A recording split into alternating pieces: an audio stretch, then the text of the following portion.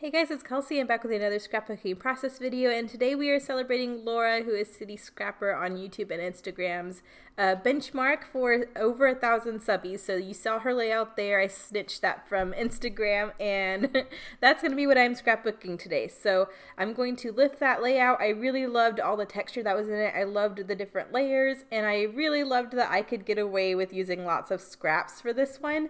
I'm kind of getting down in my kit. I really didn't want to use another 12 by 12, and I had a couple scraps compiled already that I thought I could make a layout with, and that design was perfect. So I'm going to end up pulling in just a plain white 12 by 12 from my stash. Laura had done some mixed media on that layout I really wanted to incorporate on mine as well. So then it was just a game of figuring out which scraps I wanted to use together, which ones were going to be which layers.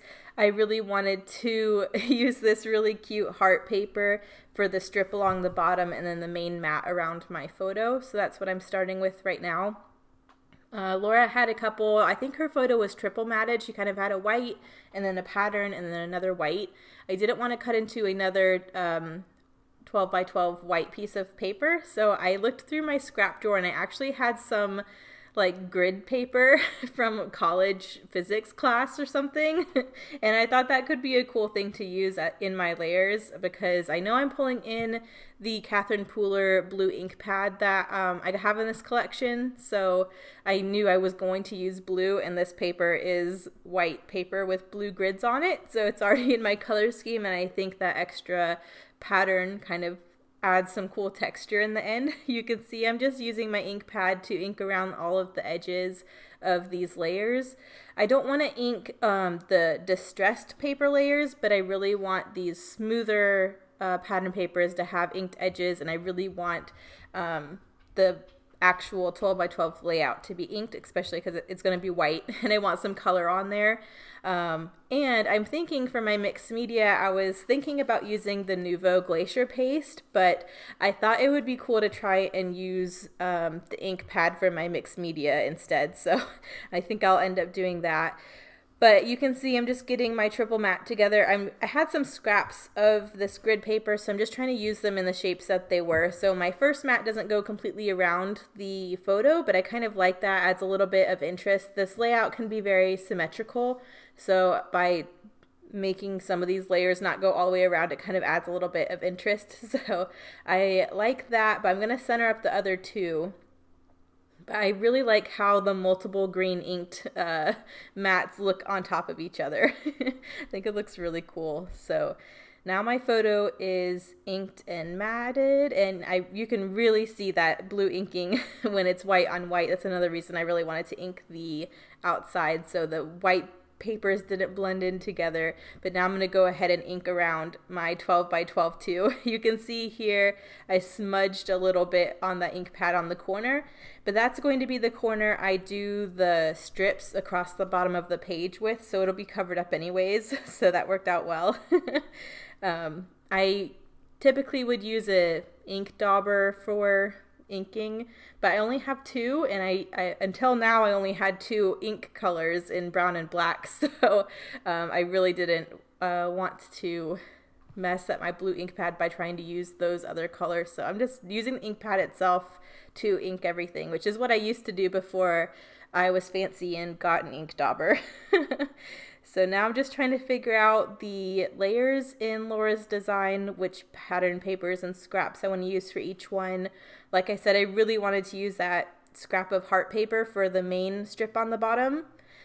And then I'm thinking I'm going to go, I know there's going to be some blue because of the mixed media. And because I'm using this pinky heart paper, I thought it would be nice to pull in some yellow. So that's kind of the color scheme I'm going with. This is pink, blue, yellow color scheme. Before I glue anything down, though, I do want to go ahead and do my mixed media. So you can see what I'm doing is I'm just taking a piece of saran wrap and inking, like stamping the ink pad on it a bunch of times to transfer some ink. And then I'm using my Tim Holtz mini mister to add a little bit of water I'm smushing that around in the saran wrap and then pressing it onto my page to create the mixed media. So I think that turns out really fun. And then I wanted a little bit more texture than just that. So you'll see at the end, instead of smushing the ink from the saran wrap, I'm just taking a paintbrush and doing some splatter with it. So it just adds a little bit more, a little bit more texture. But I love that. And I'm really impressed with myself, without trying to sound too egotistical, how much I could use that ink pad this month. I am really excited about it. I know I've said that on every layout I've used it on, but I've just had so much fun. I've used it for stamping, I've used it for inking the edges, I've used it for mixed media and splatter, and I'm really getting my mileage from it. So it's kind of making myself feel like, okay, you can buy some more ink pads and you'll use them because, and I've said this many times this month too, I don't stamp a lot, therefore I don't buy a lot of stamp pads. But if I had more stamp pads, I would probably stamp more. So it's kind of this never-ending circle where now that I have another ink pad, I can see how much I use it. Maybe I can talk myself into getting some more colors. So yeah, really trying to spread my wings and use it as many ways as possible this month to talk myself into that. But now that my mixed media is down, I'm going to go ahead and add these horizontal strips on the bottom. And then because I covered up the inked edge on the bottom, just adding some more inking onto the pink piece itself, except for the top, which is distressed. I'm not inking the distressed parts. But then there's another paper tucked behind there that's also distressed, and because I have some of this yellow plaid that's going to be one of the layers by my photo, I decided to take the branding strip of that pattern and use that as the second strip. So I really like that because I'm using a branding strip. I'm distressing the edge of that and I'll tuck it underneath where the heart is. That pattern doesn't go all the way across the 12-inch strip though, but I'm planning on having an embellishment cluster in the lower right hand corner, same as Laura. So I'm just going to make sure that whatever my embellishment cluster is, it's going to cover up whatever part of that pattern doesn't reach all the way to the end. So that's the plan, but I think that looks really cute. I'm going to tuck that in. I always love when I can use branding strips. I really feel like it helps me get a lot of mileage out of the product when I can use the trash, I guess, the extra part on the layout as a design element. So now that's down, I'm going to start focusing on the layers coming out from the photo. And I'm really going to try and just stick with the pieces of paper I already have scraps of. So you can see this kind of nautical map print. I do have the orangey scrap from a previous page, but I decided to stick more with the pink and away from the orange. So I decided not to use that one, but I do go in with the yellow plaid scrap. And then you can see all those navy blue scraps at the top. I want to pull in some of those, but they're just tiny, tiny pieces that I've been saving from previous layouts because that's one of my favorite papers this month is that navy paper. So I'm going to try and find a way to get that used up, but they're too small for the layers I need for right now. So here is that yellow piece of scrap paper. If you remember, pulled the entire layout apart to gut the background to save this yellow piece of paper. So I'm glad I did that because here I am using it. I trimmed it first into a triangle, or a rectangle, because it was kind of a weird shape that I gutted.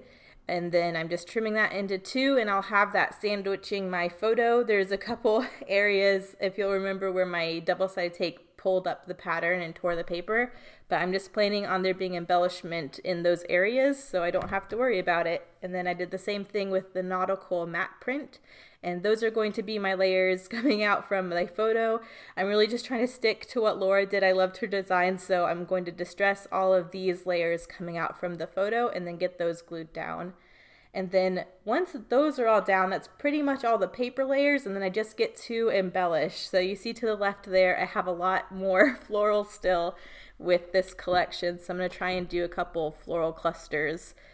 But that's what I'm working with right now, so it's just going to take me a minute to get all of these distressed and glued down. I'm going to skip ahead here in a minute just so you don't have to watch me do this, but I'm just taking my Tim Holtz distress tool, running it around the three edges of each pattern paper that are going to be showing, and then I will get those glued down.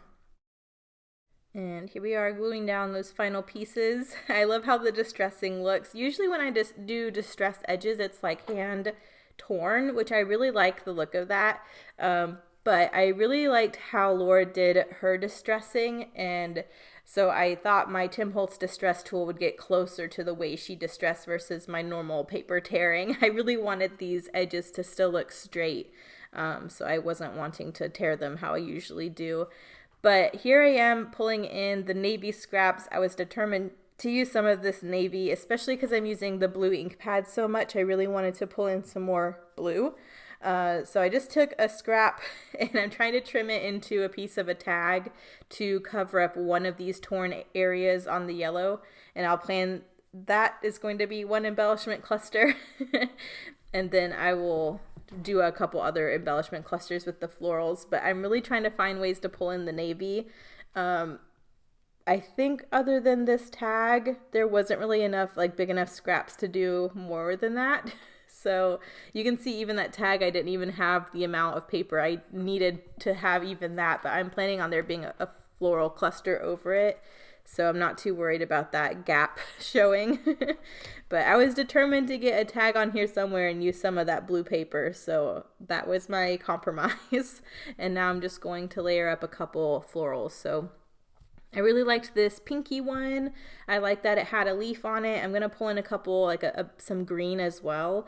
None of my paper layers have green, but I really like the introduction of the green within the florals. So I'm just going to make sure there's a little bit of green in each of my floral clusters as well. So you can see I went ahead and pulled in that green leafy sprig for my other cluster, and then one of the florals in the lower right hand corner has leaves as well. That way I have green in each cluster. That way that's already balanced since that's a new color I'm pulling in. And then I really wanted some more navy, but again, I'm having issues with my scraps. So I decided to go through my stash and pull out some of these die cuts from Jennifer. I have these in white and black from Ronnie, but Jennifer sent me some of these in navy, and I was saving them for a page where I needed navy, and this was the layout. So I pulled in that die cut, and I think that adds a good amount of navy to the left side to kind of balance out the tag on the right. And now I'm just layering up some more flowers. I really wanted to pull in, again, some of that pink and green. And then now I'm doing the cluster in the lower right hand corner.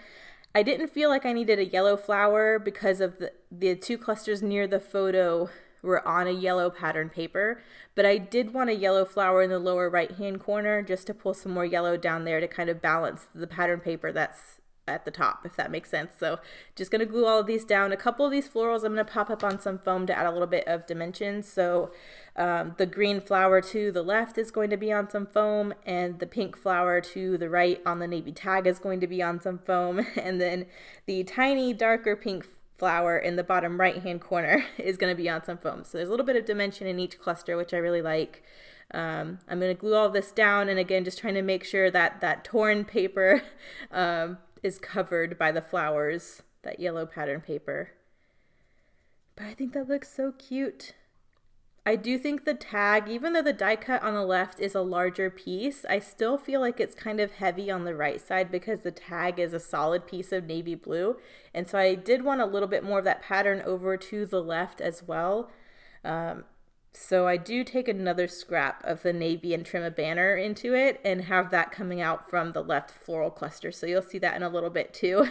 And I think that helps balance it a little bit more. But here is that one. I thought initially I was just going to do this one flower over here by the tag, but I end up finding another green flower. So I add another green flower closer to the end, just so the floral cluster to the right with the tag didn't look super lonely. But now I'm going to glue down my cluster in the bottom right hand corner. I wanted that die cut to be represented somewhere else as well, just not in the one cluster. So I am adding that to the bottom right hand corner as kind of a backdrop to anchor this floral cluster. So I really like that. So I'm getting all of that glued down, and I'll just trim that extra overhang off at the end. But I think that's just what I needed. There wasn't really any navy in the bottom right hand corner yet, so that really helped beef that section out as well. So there's that. I am going to just thread some neutral colored twine through that tag. I really didn't want it to be too distracting, and I didn't have any navy, so I just decided to use this neutral color. And then I'm trying to figure out what I do next. I think I go ahead and trim a banner into another scrap of the navy to add to the left-hand cluster. I just really wanted that pattern, that navy pattern, somewhere else. It just looked off balance that even though there was other navy elements, there wasn't any more of that specific navy pattern. So I feel better now that this little banner is trimmed out and added to the other cluster. I feel like it frames the photo better. That makes a big difference to me. So I'm glad that it got more on there. And now I'm trying to figure out what I do. I need a title and I need some finishing touches. I definitely want to pull in some enamel dots, but my title, I'm just going to use the puffy alpha that comes in this collection, and I'm just going to mix and match the colors to try and pull in all the different colors from this page. I'm titling it Godson Snuggles because this is the first Avery album in my, or page in my album. When I was babysitting, or maybe it was the first time I even went to visit Avery. Since he was born during COVID, we couldn't visit in the hospital. So when he was finally home and I got to visit, this may have been the photo from that. But I think it looks super cute. I definitely need to document a photo of us. He is my godson, so my brother is Bennett's godparent, and then I am Avery's godparent. So that's why I decided to kind of document all of that just with this one title to kind of make it all make sense. And then the date's actually printed on the photo from whatever filter I was using. I think I took this photo through Snapchat, and that put the date on the photo for me. So I actually don't even need to journal that. But I just wanted something like this, something pretty and sweet and soft to put in my album to document Avery. So that was my goal.